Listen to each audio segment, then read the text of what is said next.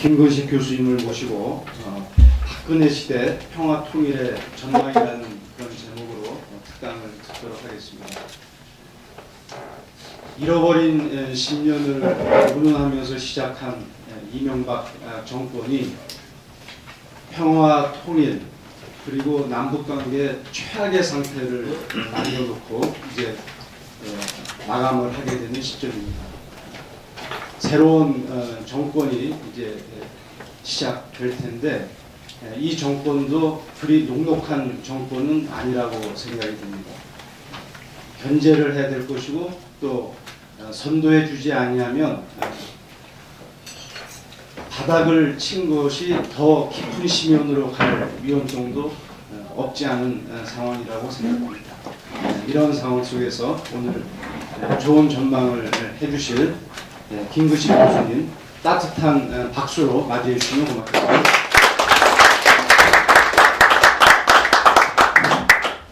예, 김근식입니다. 제가 여기저기 이제 좀 다닐 기회가 있어서 다녀보면 항상 제가 이제 가불관계로 치면 갑의 입장에서 강연을 하는데요. 여기 목사님들 계시고 크리스찬 모이신 데서는 제가 항상 의뢰 입장에서 어렵고 상당히 기가 죽어가지고 아주 말씀을 잘 못 드립니다.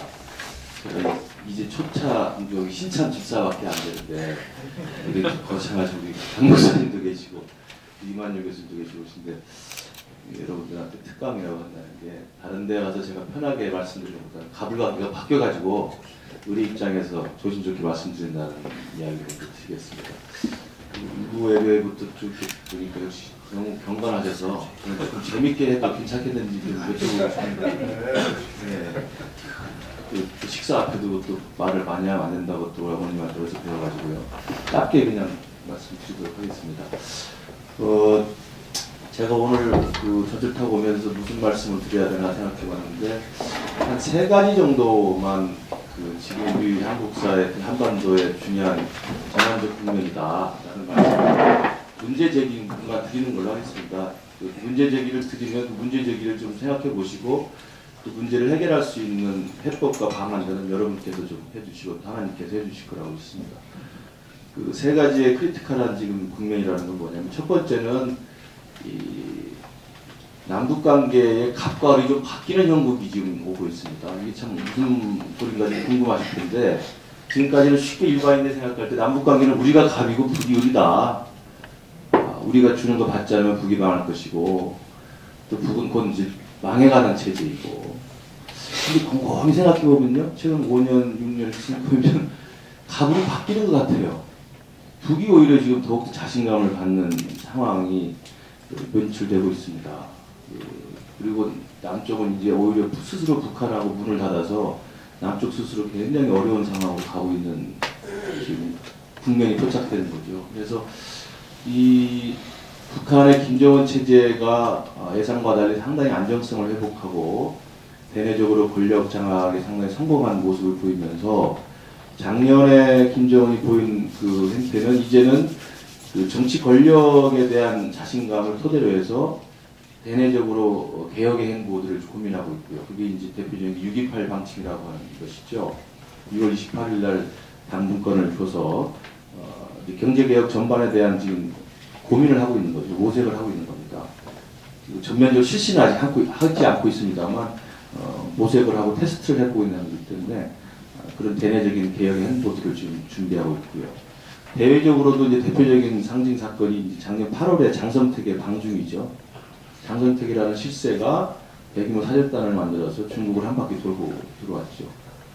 그 장성택이 작년 8월에 중국을 갔던 모습은 정확히 10년 전 2002년 9월 달에 한국을 돌았던 것과 정확히 대조됩니다. 그러니까 10년 전 2002년에는 장성택이 한국을 돌면서 한국에서 뭘 얻어갈까? 남쪽한테 뭘 내가 받아가야 되는데 뭘 배울까? 라는 고민이 북한의 고민이었다고 한다면 10년 뒤인 작년 8월에는 북이 남쪽은 쳐다보지도 않고 중국을 한 바퀴 돌면서 얘들한테 뭐 얻어갈까? 얘들하고 뭘 내가 같이 할 수 있을까? 한국평 가보고 위화도 가보고 북경에 가서 시진핑 만나고 이렇게 한 거죠. 그러니까 북한으로서는 제가 볼 때 김정은 체제의 어떤 권력의 자신감을 토대로 해서 대내적 개혁 행보, 그다음에 대외적인 적극적 행보들을 저는 이미 시동을 했다고 생각합니다. 그리고 작년에 2.29 합의라고 하는 북미 간의 협상도 있었고요.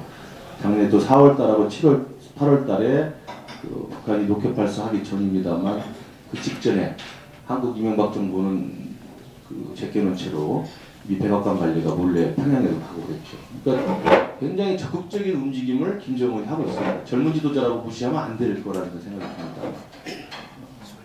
그래서 그리고 이제 금년 신년사에 1월 1일 육성으로 발표한 내용을 보면 전반적으로 신년사 읽히는 행보는 뭐냐면 이제 우리가 할 만큼 다 했고 자신감이 있다. 이제 남은 것은 남쪽하고 미국이 알아서 너희들이 결정해라. 그러니까 공을 미국하고 남쪽에 던진 것이지 북한이 자기 입장을 밝히질 않습니다. 이번 신년사를 보면.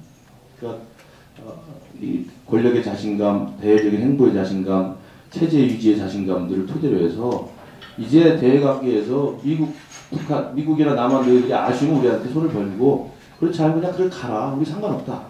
이런 아주 묘한 자신감을 보이고 있는 것 같습니다. 그러면 이러한 그 전반적인 그 북한의 어떤 이 대외 전략에 저는 큰 수정이 이루어지고 있다고 생각이 드는데 무슨 말씀이냐면 탈냉전 이후에 사회주의가 붕괴한 이후에 김정일은 지난 20년 동안 북한의 김정일이 했던 대외 전략의 기본 컨셉은 두 가지죠. 안전보장, 안보는 미국한테 담보받는 것이고 경제적인 프로스퍼러티, 경제적 번영은 한국한테 담보받는 것이었습니다. 그래서 90년대 이후에 김정일의 일관된 행보는 대미 협상을 통해서 미국으로부터 체제 인정과 안전보장과 불가침을 확약받는 것이었죠. 그것이 계속 1차, 2차 북핵 문제가 바로 그것이었죠. 북핵 협상에서 북한이 미국에 일관되게 주장했던 그거죠. 공화국의 주권을 인정해라, 침범하지 말아라, 불가침을 약속해라, 선제 공격하지 말아라, 우리의 안전을 담보해라. 이게 이제 그 김정일 체제의 대미 주장이었지 않습니까? 그리고 이제 경제적인 지원, 협력, 혜택, 프로스퍼러티의 문제는 남쪽한테 계속 손을 벌려서 식량을 달라, 비료를 달라, 경제협력을 해달라, 돈을 달라, 현물을 달라, 그거였죠. 금강산하고 개성하고. 그게 20년 계속됐던 겁니다. 그러니까 냉전이 끝나고 북한이 망하게 생겼던 위기 상황에서 김정일이 그 위기를 돌파하려고 했던 체제 생존 전략은 안보, 시큐리티는 미국에게, 경제적인 번영, 프로스퍼러티 문제는 남쪽에게 하면 되는 것이었다고 생각합니다. 사실상 성공적으로 진행이 됐다고 볼 수 있죠. 1, 2차 정상회담이 그거고 1, 2차 북핵 문제가 그거였습니다. 근데 20년을 쭉 하면서 김정일이 죽기 전까지 생각해보니까 이게 별로 장사가 남는 장사가 아니었던 거예요.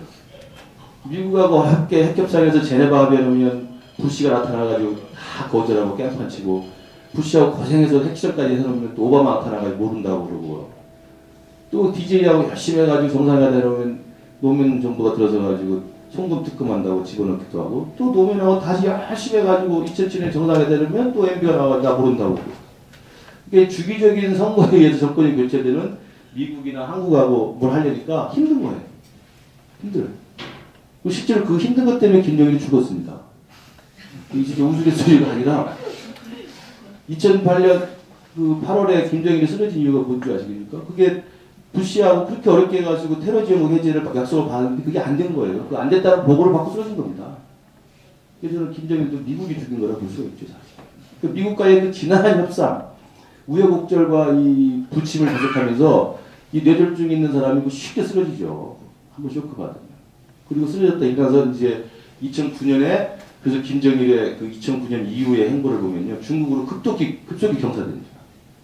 2008년에 쓰러졌다 일어나서 후계 체제를 김정은으로 확정하고 2009년부터 북중 관계는 전략적으로 완전히 격상되죠. 2009년 9월에 다이빙거가 들어가고 10월에 원자바가 들어가면서 2010년과 11년 사이에 김정일이 3번을 맞았습니까, 중국에. 이게 이례적인 거죠. 그래서 그 20년 동안 해왔던 탈냉전 이후의 북한의 대전략의 기조가 2009년 이후에는 미국 놈들 믿을 필요 없고 한국 놈들 편벌릴 필요 없다. 그러니까 중국으로 가자. 중국한테 안전보장 받고 중국한테 경제적 지원 받자. 실제로 가능한 사회가 됐어요. 가능한 세상이 됐어요. 중국이 워낙 커버했기 때문에.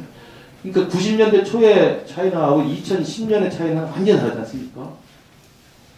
그러니까 김정일 머릿속에도 야 내가 뭐 클린턴, 부시, 오바마하고 내가 힘겨루게 하고 내가 DJ, 노무현, MB하고 힘겨루게 하느니 중국 편하지 않냐? 10년 동안 같은 지도부고 수시로 왔다 갔다 할 수 있고 이게 조건 안 바뀐다.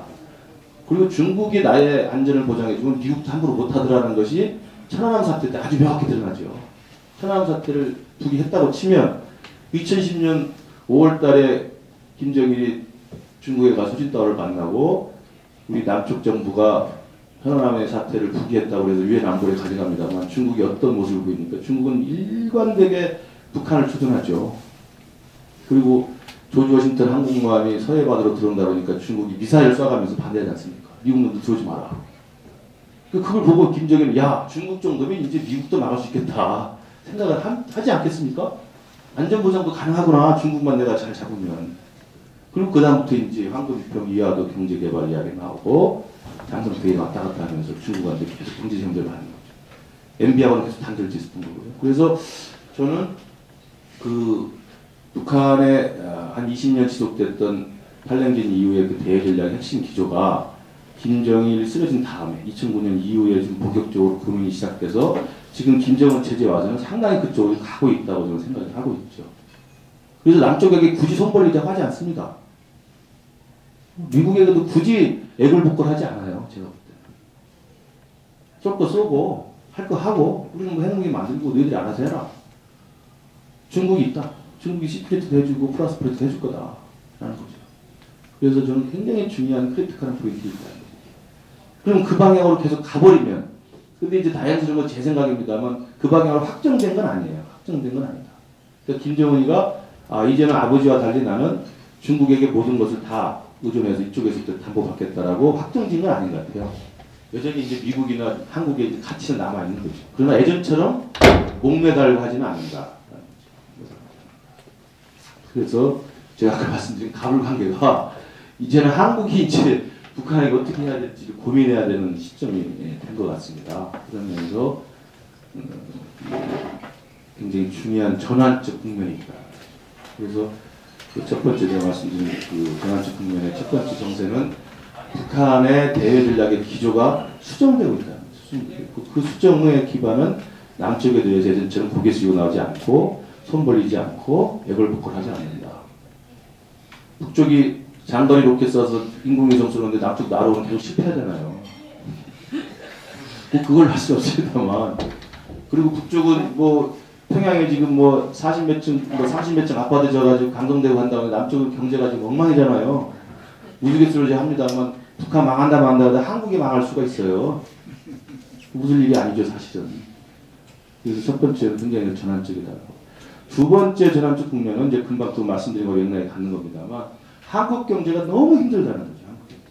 아까 우리 목사님 그 잡신 기도에도 나왔습니다만 한국 경제가 너무 힘들다는 것을 굳이 설명을 안 드려도 다 아실 겁니다. 그 한국 경제가 너무너무 힘든데 이 한국 경제의 힘든 것들은 뭐 하루 이틀 해가 아닙니다만 우리에게 더 암담한 건 뭐냐 한국 경제가 다시 살아날 수 있는 길이 별로 없다는 거죠. 이건 한국 경제뿐만 아니라 세계 경제가 다 그렇죠. 미국 경제는 가라앉아 있고요. 일본 경제는 이미 침몰한 지 오래고 유럽 경제도 지금 유로존이 붕괴돼가지고 자기 살기 바쁘죠.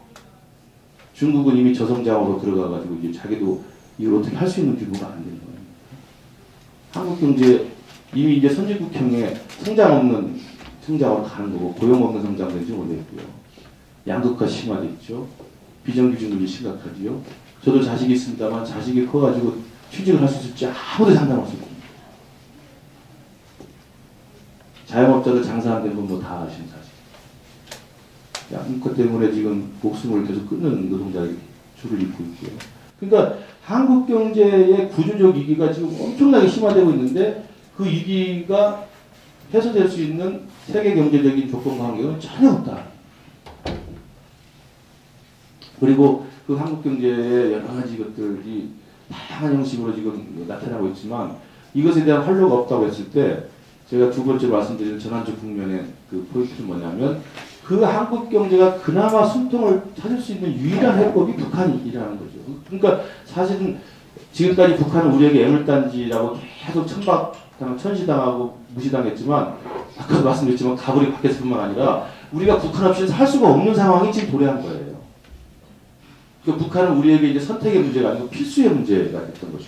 우리가 또 북한에 의존적으로 갈 수밖에 없는 구조를 갖고 있다. 북한이라고 하는 새로운 요인, 북한이라는 새로운 기회마저 없다면 한국 경제는 이제 나락에서 벗어날 수 없다. 그러니까 우리는 북한밖에 없다.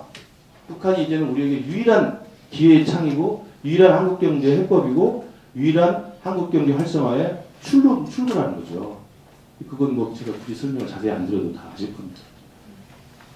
그래서 외국 같은 경우는 일본 학자들이나 중국 학자들이 그나마 한국 학자들 만나면 너희들은 그래도 다행이다. 북한이라고 있지 않느냐라는 이야기를 해요. 우리만 모르고 있는 거야, 우리만. 응?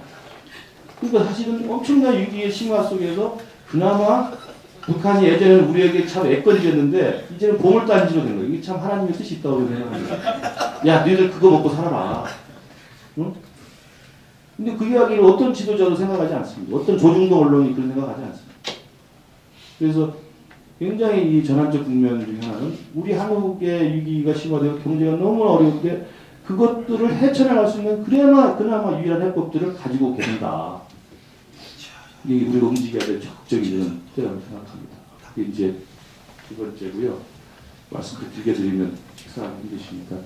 세 번째 전환적 국면은 아까도 이야기 다 나온 겁니다만 이번 대통령 선거도 그렇고 대통령 선거에서 굳이 확인하지 않았더라도 우리가 지금 살다 보면 한국의 정치적 지형이나 갈등들을 보면 너무나 이 대화가 불가능한 상황까지 와 있습니다. 저하고 자식하고 대화 안 되죠. 저하고 집사람하고 대화 안 되죠. 저하고 학생들하고 대화 안 됩니다. 만나면 싸우게 돼 있죠. 이제 정치 이야기를 하면.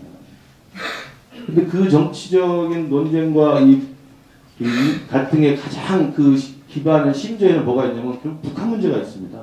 대북관을 놓고 이제 화해 불가능한 싸움들을 벌이고 있는 것이죠. 시청 앞에서 한쪽에서는 김정일 하영식, 김대중 하영식하고 한쪽에서 성조기 태우고 있고 그리고 멱살 잡고 싸우는 거 아닙니까? 그 두 분들 사이에 대화가 안 되죠. 그 사람들이 51대 만약에 48로 지금 구분되어 있다고 한다면 이건 정말 사회가 치유가 불가능한 세상으로 가고 있는 겁니다. 그래서 저는 이 한국 사회가 앞으로 통일을 준비하고 통일을 대비한다고 했을 때 우리가 후수 통일이냐 아니냐 뭐 이런 이야기 하고 있습니다만 저는 개인적으로는 결과적으로는 후수 통일이 될 거라고 생각합니다만 후수 통일이 되고 안 되고가 문제가 아니라 평화적 후수 통일이 가능할까라는 문제를 심각하게 생각했다는 거죠. 평화적 후수 통일. 우리 내부의 그러한 남남 갈등조차 해소하지 못한 상황에서 북한이 무너지거나 북한의 근본적 변화가 와서 우리 흡수 통일의 기회가 와서 하나님께서 통일의 어떤 이 기회를 주셨다. 그때 그 통일을 맞이하는 우리의 자세나 노력이 너무나 폭력적으로 진행될 가능성이 크다는 겁니다. 북한의 노동당원이 지금 전 인구의 만약에 5%만 잡아도 100만 명입니다. 그리고 우리 남쪽에서 시청 앞에서 데모하시는 분들이 그 노동당 간부들 중에서 초급당 간부는 다 죽여야 되지 않겠느냐라고 주장하지 않는다는 보장이 있습니까? 분명히 주장할 겁니다. 북한 정권에 단죄를 해야 된다. 그러면 한 10,000명 죽이고 한 10만 명 감옥에 넣자고 그러면 어떡하겠습니까? 가장 폭력적인 양상으로 통일이 진행될 경우에 정말 대책이 없는 상황이 됐습니다. 저는 하나님이 통일을 계속 미루는 것도 그것이 준비가 안 되면 통일을 안 시켜주려고 저는 미루는 것 같아요. 동서독의 통일에서 우리가 배울 것은 뭐 이런 적이 많이 합니다만 가장 평화적으로 수통된 거죠. 누구도 피를 흘리지 않았습니다. 동독이 89년에 장벽이 무너지고 90년에 자유선거를 했을 때 그 자유선거의 결과가 1당이 기민당 기사령이 되고 2당이 3인당이 됐지만 3당이 바로 통일사회당이라고 동독의 공산당이 3당이 됐어요. 동독의 공산당이. 우리로 치면 뭐가 됩니까? 북한이 붕괴했는데 거기서 자유총선거를 했더니 북한 지역에서 3당이 노동당이 된 거야. 그걸 우리 조선일보가 용납을 할까요? 죽인다고 단체 만들어서 올라가지. 그렇지 않는다고 좀 장담할 수 없다고 생각합니다. 가장 폭력적인 양상으로 통일이 진행될 가능성이 굉장히 커지고 있다는 거죠. 지금 우리의 51대 48의 이 균열 구조를 보면 남쪽 내국에서도 그게 정리가 안 되면 북한이 이제 열려진 땅으로 와서 이게 통일된다? 북한의 수많은 사람을 죽이고 감옥에 넣고 단죄하고 몰아세우고 할 겁니다. 그걸 막을 수 있는 힘이 있느냐. 굉장히 저는 중요한 국면이다. 통일을 준비하는 게 아니라 평화적인 통일을 그야말로 지금까지 우리가 말하는 평화통일이라는 것은 남북 간의 군사적 긴장을 완화하고 해소하고 신뢰를 구축해서 평화체제를 만들고 통일하는 이런 의미의 평화통일입니다만 제가 요즘 고민하는 평화통일은 그게 아니고 북한이 우리에게 열려진 새로운 땅으로 돌아왔을 때 그 통일이 가장 평화적 방식으로 돼야 된다는 거죠. 북한 사람 다치지 않고 증오심을 깨우기보다는 화해와 용서로 가야 되는데 이게 과연 될까라는 거죠. 지금의 남쪽의 정치 구도나 정치적 진행 상황을 봤을 때 물론 이제 그래서 제가 지지했던 안철수 후보가 됐다면 좀 달랐을 수 있습니다만 여러분들 재밌다고 제가 농담 드린 거고요. 그러니까 이제는 그래서 증오와 분노를 재생산하는 정치인이 아니라 화합과 통합을 재생산하는 정치인이 나서야 되는 거죠.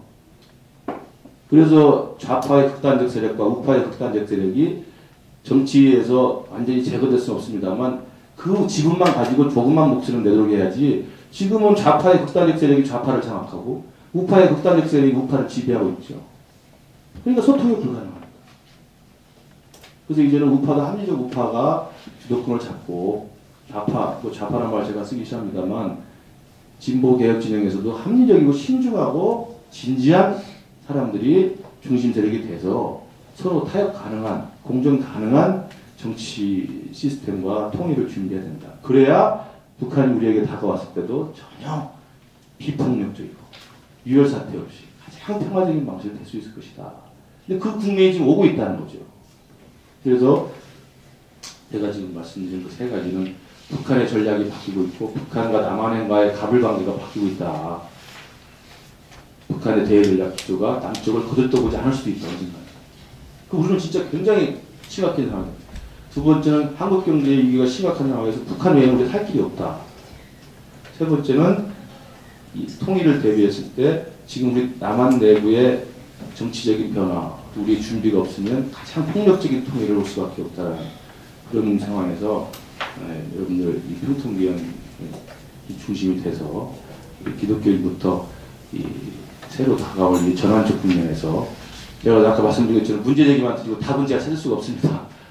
그 후보가 당선이 박근혜 후보가 됐기 때문에 우리 교수님께서 박근혜 후보에 보였는데 후보에 대한 전망을 잘 못하겠습니다. 아무튼 그런 전환적 국면에서 박근혜 후보가 잘하기를 기대하고요. 잘할 수 있을 거라도 기대도 생깁니다. 사실 요즘에 원칙과 신뢰를 강조하는 분이기 때문에. 그런데 문제는 그 초기 한 6개월에서 1년 사이에 남북의 기싸움에서 과연 박근혜 당선자가 그 와중에도 평정심을 갖고 흔들리지 않을까라는 점에서는 제가 의문입니다. 북한이 얼마나 그 까다로운 존재냐면요. 한 1, 2년 동안 또 기싸움하면서 별의별 이야기 다 할 겁니다. MB는 그걸 못 참고 이제 맛이 간 거고 DJ는 그걸 참았으니까 된 거죠. 그러니까 DJ도 98년에 정부가 출범하고 2년 동안 북한하고 입씨를 합니다. 그럼 북한이 처음부터 DJ 욕 안 했을 것 같습니까? 엄청나게 비난합니다. 원래 북한하고는 관계를 맺기 위해서는 그렇게 기싸움을 할 수밖에 없어요. 그럼 지금 박근혜라는 사람이 당선이 됐는데 북한이 가만히 있겠습니까? 간도 보고 낚기도 하고 건드리기도 하고 욕도 하고 이렇게 하는 거죠. 그 와중에 그럼 박근혜 당선자가 진짜 DJ처럼 일관된 화해협력의 이 의지와 이걸 가지고 비전을 가지고 버텨낼 수 있을지 그건 제가 자신할 수 없다. 근데 그게 못 버티면 북한이 아까 제가 말씀드린 남쪽에 크게 관심 갖지 않아요. 못 버티면 가라도 그럼 또 5년 동안 우리 관계 없어도 된다. 그리고 중국하고 짝짝꿍하고 미국하고 짝짝꿍 할 수 있죠. 그런 기대이기 때문에 제가 볼 때는 박근혜 당선자의 대북 정책은 북한은 나올 패턴이 뻔하고요. 가장 중요한 건 대통령의 의지입니다. 의지. 대통령의 의지. 흔들리지 않는 대통령의 의지. 천안함 사태가 터져도 화해협력을 하겠다는 의지. 1999년에 DJ 때는 서해교전에 6월달에 서해교전에 와서 우리 장병이 죽었을 때 그날에도 오른쪽 동해에서는 금강호가 떠가지고 금강산을 갔죠. 그게 DJ의 의지거든요. 그럼 북은 그 의지를 보죠. 아, 김대중 정부는 그래도 그 의지가 있는 정부다.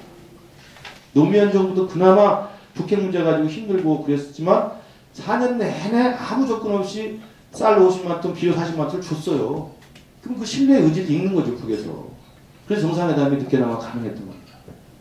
가장 중요한 건 최고 지도자의 의지다. 남북관계는 항상 일이 터집니다. 군사적인 도발이 터지든 누가 죽든 누구 욕을 하든 누구 쫓겨나든 예상할 수 없는 일이 터지게 돼 있어요. 안 터진다면 그건 남북관계가 아니죠. 일이 반드시 터지는데 그 반드시 터진 상황에서 대통령이 흔들리지 않고 그래도 갑시다. 그래도 우리가 믿고 부각하고 갑시다. 라고 할 수 있는 자가 제일 큰 관건이라는 겁니다. 2008년에 이명박 정부 초기에도요.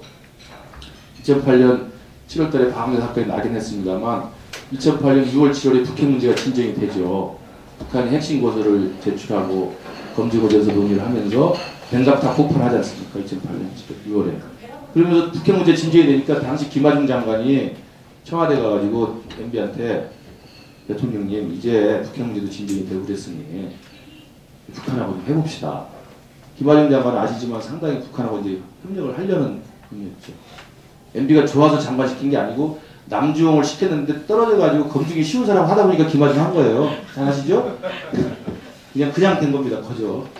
그러니까 이제 MB는 자기 사람은 아닌 건데 김하중 장관이 와가지고 이제는 우리가 북한하고 협력해야 됩니다. 라고 이야기하니까 그때 MB가 했던 말이 그겁니다. 제가 김 장관님 직접 들은 이야기인데 대통령이 그러더라는 거예요. 아이고 김 장관님 그거 신경 쓰지 마시고 북이 내 욕 비난하는 거라 신경 쓰세요. 그 말 한 거예요. 대통령이. 그럼 그때 장관이 할 수 있는 게 뭐가 있습니까? 알겠습니다. 돌아오는 거지 뭐. 그러니까 2008년 7월 8월에 북핵 문제 진정과 함께 남북관계가 개선될 수 있는 모멘텀 하에서 DJ가 할 수 있는 행보하고 MB가 할 수 있는 행보는 바로 거기서 갈리는 겁니다. 통일부 장관이 가서 하자고 그래도 아이 그 나를 욕하는 건 어떻게 합니까? 라고 해버리면 안 되는 거죠. 그러니까 박근혜도 분명히 욕을 할 거예요. 안 할 리가 없죠. 그게.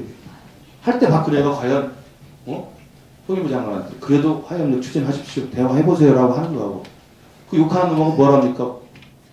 그러면 이게 다른 거죠. 그래서 저는 뭐니 해도 뭐 남북관계 전망하고 그러면 대통령의 의지입니다. 대통령의 의지. 그래서 대통령을 잘 뽑아야 되는 거고 제가 한 20년 뒤에 저도 해볼 생각을 갖고 있습니다만은 대통령의 의지가 제일 중요한 겁니다. 예, 그렇습니다. 그래서 식사를 해야 된다는 교수님이 말씀입니다. 이 정도만 말씀을 드리고 여러분께서 제가 그냥 문제만 던져드려서 죄송한데 해법은 같이 고민하면서 찾아봐 주시길 기대해 보겠습니다. 네, 감사합니다.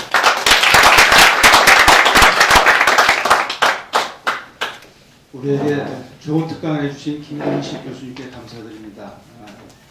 극단적인 우파 세력, 또 극단적인 좌파 세력을 합리적인 세력으로 대체하고 또 양쪽을 중재할 수 있는 그런 어떤 역할을 우리 형통위원회 부여해 주신 것 같습니다. 이 일에 우리 모두 적극적으로 기도하고 또 협력하고 해서 2013년도 좋은 결실을 거두어드렸으면 하는 간절한 바람입니다. 이것으로 오늘 특강 마치겠습니다. 고맙습니다.